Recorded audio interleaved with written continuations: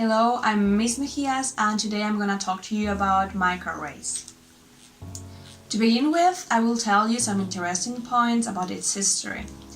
Know that the first use of chips of DNA to study the expression of diverse genes was published in 1995 in the prestigious scientific magazine Science, and the eukaryotic organism with the whole genome arranged in a chip of DNA was published in 1997 in the same magazine.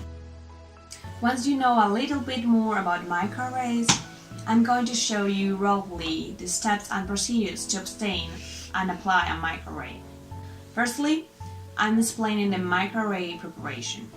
Using glass as microarray support is the best choice because of its low fluorescence, low cost, high heat resistance, and rigidity. Even then, it is so important to understand how absorbent glass is. Because of that, it is essential preparing the glass by scrupulous cleaning of the slide. There are a lot of different and combinable methods in order to do it. However, they generally require specialized and expensive equipment. The most relevant ones are acid cleaning methods, rarely used nowadays because of their toxicity. Also, alkaline glass cleaning that needs long times and physical methods like ultrasonification, plasma, pyrolysis, UV ozone treatment, UV laser, etc. For example, the pyrolysis method is exposing the glass to 300 Celsius degrees or more in order to degrade surface contaminants while producing just a few waste products. Once the slide glass is free of molecules from the environment, the DNA immobilization onto glass surfaces is needed by non-covalent or covalent interactions. Absorption of nucleic acids to a glass substrate by non-covalent most common method is printing on polycationic surfaces. It is based on the negative charge of the nucleic acids due to their phosphate groups. On the other hand, covalent attachment of PCR products or pre-synthesized oligonucleotides to glass allowed the DNA to orient itself in reference to the 5'.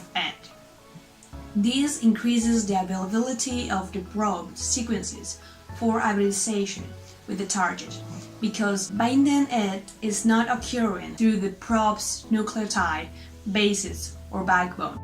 Note that a variety of 5 oligonucleotide modifications are commercially available for covalently attaching DNAs to microarray slide.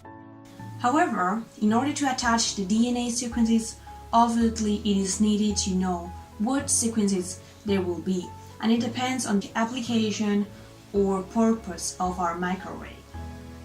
To design the oligosets, sequence databases and specific software are used. As this step is entirely determined by the purpose of using the microarray, it will be less complicated if I explain you how to design the oligos in a particular case. In this one, the purpose of the microarray is to study the microbial diversity on some fertile soils in order to know which microorganism contributes to soil quality. To establish the sequences for the DNA that will be immobilized onto the glass slide, the 16X ribosomic RNA gene is used. This gene encodes for one of the 3 RNA molecules of the ribosome. It is the most widely used DNA sequence for the detection and phylogenetic analysis of microorganisms because it is generally highly conserved throughout the living world, bacteria, archaea, and eukarya. Also, this gene is believed to have changed at a constant rate during evolution.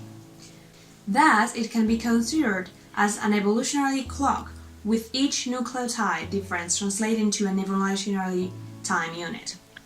Two of the numerous sources that exist for this gene are ARB database that contains over 2,000 aligned 16S ribosomic RNA gene sequences, and the search of the NCBI database on 16S that returns almost 80,000 hits.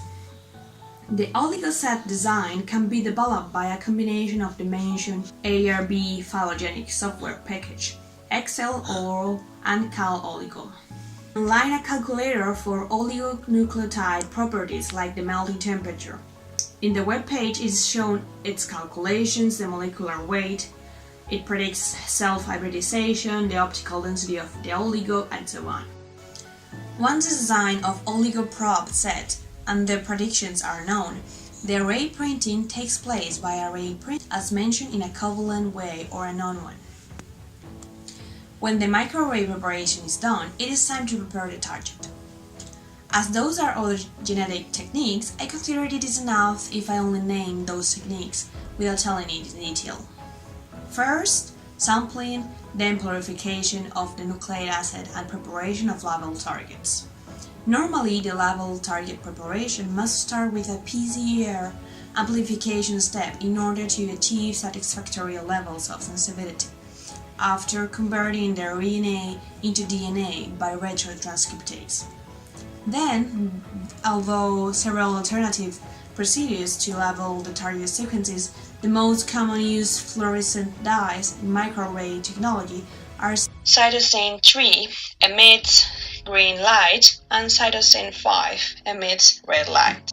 Now, both microarray and labeled targets are ready. We carry out hybridization overnight, 14 to 18 hours, in the dark and at optimal temperature, and later the scanning. For it is needed a microarray scanner. There are several of them with different detection systems, sensitivity, resolution range, etc. The following step is the data analysis. There is no specialized software available for the analysis of diagnostic oligoarrays. Results can be analyzed by general-purpose statistical software like Excel or the R package. To get a broad idea about how R works, we can remind ourselves a simple C program we coded during our first-year studies. But more powerful programs need to be used because of the complexity and the amount of data that has to be analyzed. An important advantage of these methods is their reproducibility. But it is necessary to bear in mind the possibility of unspecific hybridizations to take place because of the overlapping of the sequences normally related. The most significant disadvantage is the high cost involved because of the specific equipment needed for preparing the microarray slide or scanning. However, some prepared arrays are commercially available by Affymetrix, the most known, or the companies like Illumia. The potential application of diagnostic microarrays covers most sectors of life sciences, including human, for example, the identification of human pathogens from clinical samples, veterinary, food, for example, detecting food-contaminating microbes, and plant diagnostic, environmental microbiology, water quality control, etc. Diagnostic arrays.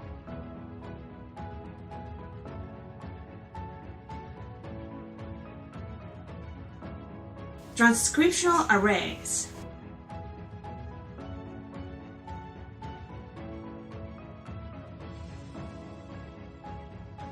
Arrays for sequence analysis.